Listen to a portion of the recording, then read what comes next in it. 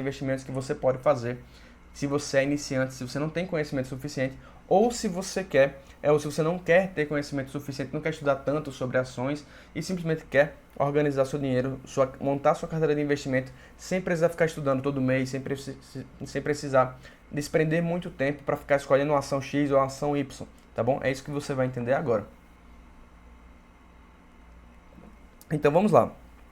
Os 4 ativos, e é importante que você entenda que eu estou partindo do princípio que você já tem montado a sua reserva de emergência, que é o dinheiro ali para te garantir uma segurança, certo? Uma certa tranquilidade. Então esse dinheiro vai ser no mínimo, do mínimo, 6 meses do seu gasto mensal. Então você ganha 5 mil reais. Se você gasta 5 mil reais por mês, vai ser 30 mil reais, só para você ter um exemplo. Então montou a sua reserva de emergência primeiro, aí você vai fazer um desses 4 investimentos, ou os 4, tá legal? Depende de quanto você quer diversificar a sua carteira.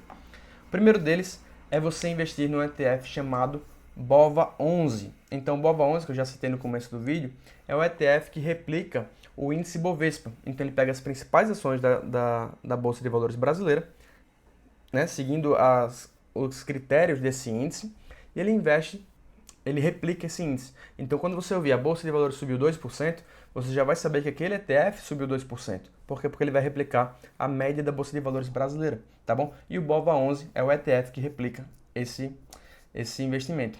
Você tem a possibilidade também de alugar esse ETF. Então, não só você compra o ETF, mas você também aluga ele. E alugar, você aluga tranquilamente pela corretora, você coloca na opção de alugar esse ativo, você aluga o ativo, e aí você pode gerar uma rentabilidade extra, né? Porque algumas pessoas aproveitam para alugar aquele ativo de você e especular com ele. Então você não precisa entender exatamente como isso funciona ou por que as pessoas fazem isso. Basta entender que as pessoas gostam desse ETF, desse ativo, né, que é o BOVA11, para poder especular na Bolsa de Valores, tá certo? Então você pode comprar ele e alugar para essas pessoas, e aí você continua tendo a sua rentabilidade mais o valor do aluguel que elas vão te pagar, tá legal?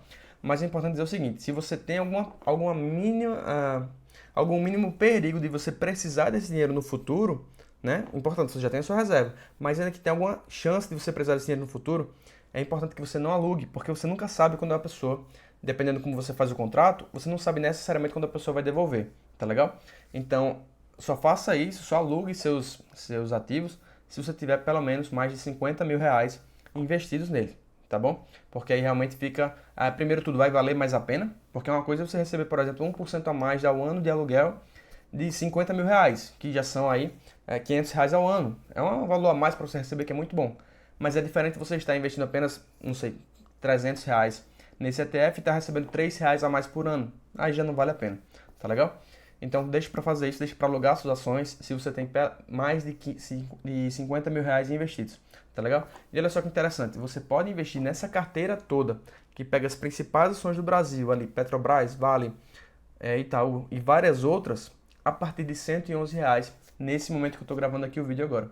Então, com R$ 111 reais, você consegue investir nas principais empresas do Brasil comprando apenas um único ativo, tá bom? Que é o ETF BOVA11.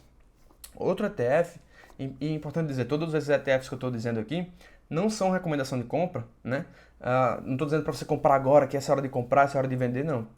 São apenas exemplos ilustrativos para te mostrar que você tem a possibilidade de fazer esses investimentos e conseguir diversificar a sua carteira, tá bom?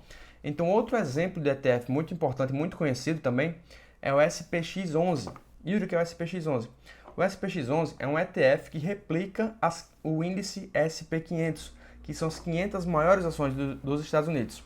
Então, como no Brasil a gente tem o BOVA11, que pega as maiores ações do Brasil, no SP500 é um índice que vai replicar as 500 maiores ações dos Estados Unidos, certo? Ele pega as 500 maiores ações americanas. Então, quando você investe no ETF, que é o SPXI11,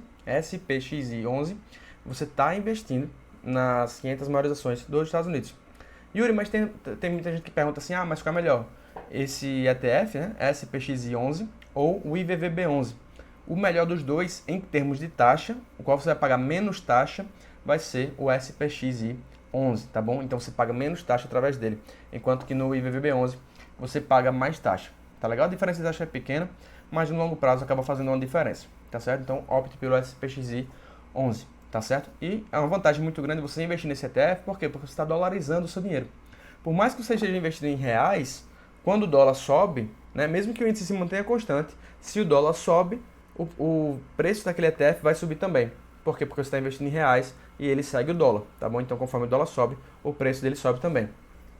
Nesse momento, o preço desse ETF está em R$ 237,57. Ou seja, se você tem R$ 240 ou mais para investir, você já pode comprar pelo menos uma cota desse ETF e ter acesso às 500 maiores ações dos Estados Unidos na sua carteira.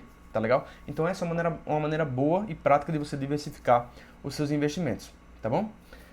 Outra maneira é através de fundos de índices. Então, um fundo de índice não, um fundo de fundo. Então, tem fundos imobiliários, né, que ao invés deles investirem em imóveis diretamente, de comprar um shopping, de comprar uma laje corporativa, de comprar um galpão, ele compra outros fundos imobiliários. Ou seja, você através de um único fundo imobiliário, você pode ter vários outros fundos imobiliários dentro da mesma carteira, tá bom? Então, um fundo de fundo, por exemplo, alguns exemplos de fundos são o AFOF 11, né, o AFOF 11, o BBFO 11, o BCFF 11. Então, esses três exemplos de fundo imobiliário, né, que são os três primeiros, se você for pesquisar por fundos imobiliários no Brasil, nenhum deles é uma recomendação de compra. Como eu falei, eu peguei só os três primeiros na ordem alfabética de quais aparecem. Por isso que o primeiro é a AFOF 11, né, AFOF 11, BBFO 11 e BCFF 11. Não sei, você não deve partir do princípio que eles são bons investimentos, só porque eu estou citando eles aqui. São realmente exemplos que eu peguei em ordem alfabética, tá legal?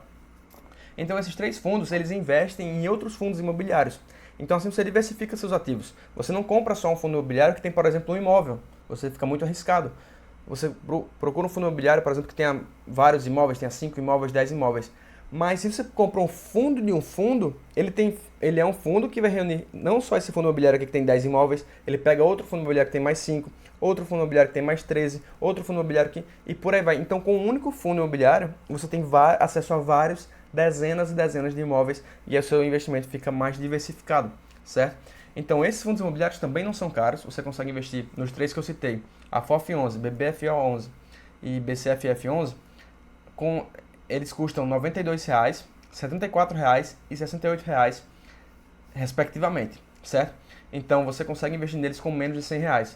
Aí você se pergunta assim, Yuri, mas faz diferença um fundo que custa R$ 100, um fundo que custa R$ 200, um fundo que custa R$ 50, em termos de qualidade? E a resposta é não.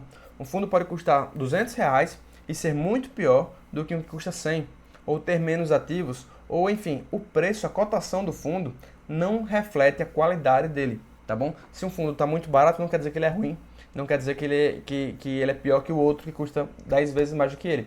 Um exemplo disso, para você saber, é que há alguns anos os fundos imobiliários costumavam ficar na faixa de R$ 1.000. Então, antigamente eles custavam ali mil alguma coisa. Só que qual é o problema disso? É que era muito pouco acessível para várias pessoas que não tinham R$ 1.000 para investir num mês, por exemplo, num determinado fundo imobiliário. Então, a maioria deles dividiu suas ações, então ao invés de ter uma cota, cada cota virou 10, certo? E cada cotinha dessa passou a ter 10 vezes menos o preço. Então, cotas que eram R$ 1.000 foram divididas em 10, cada uma valendo R$ 100, tá bom? Então, isso tornou eles muito mais acessíveis para quem quer investir no fundo imobiliário, tá certo?